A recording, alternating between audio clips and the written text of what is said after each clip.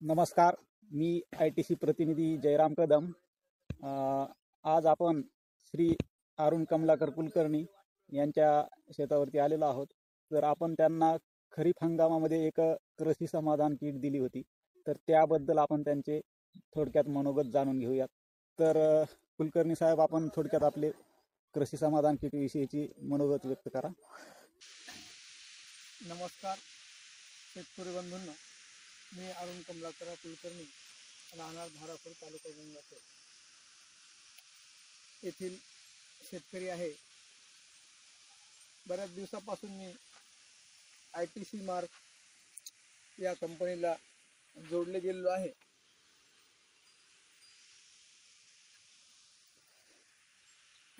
ITC mark कंपनीच्या प्रतिनिधीच्या सल्ल्यानुसार मी शेती करत आहे. त्यांच्या सल्ल्यानुसार आम्ही सुरुवातीला माती परीक्षणाचा एक विचार केला आणि माती परीक्षण केले.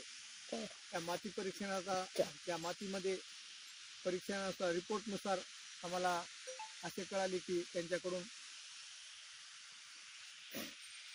की आपल्या जमिनीच्या माती परीक्षणामध्ये काही अन्नद्रव्याची कमतरता आहे.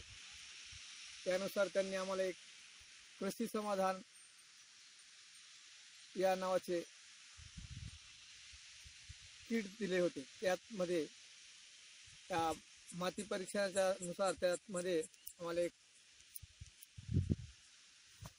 टेक्नोझेड या नावाच्या खताची शिफारस करण्यात आली होती, ज्यामध्ये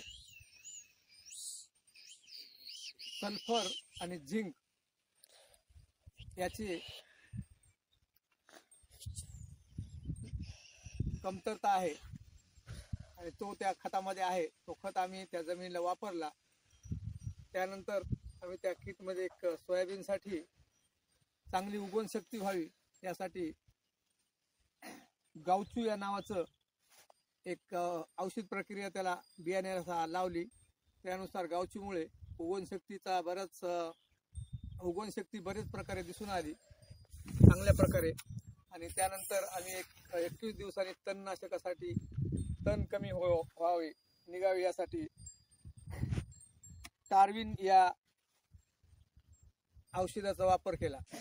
30 ते 40 दिवसानंतर आम्ही सोलोमन आणि मॅक्सिल या नावाचे औषध फवारले.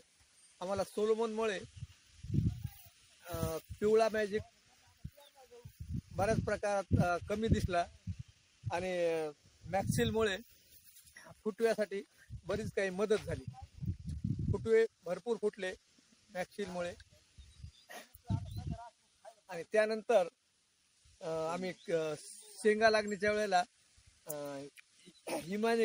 हिमानिड या नावाचं औषध फवारले आणि त्यामध्ये असं दिसून आलं आम्हाला बऱ्याच प्रकारात शेंगा पोखरणारी आळीवर बराच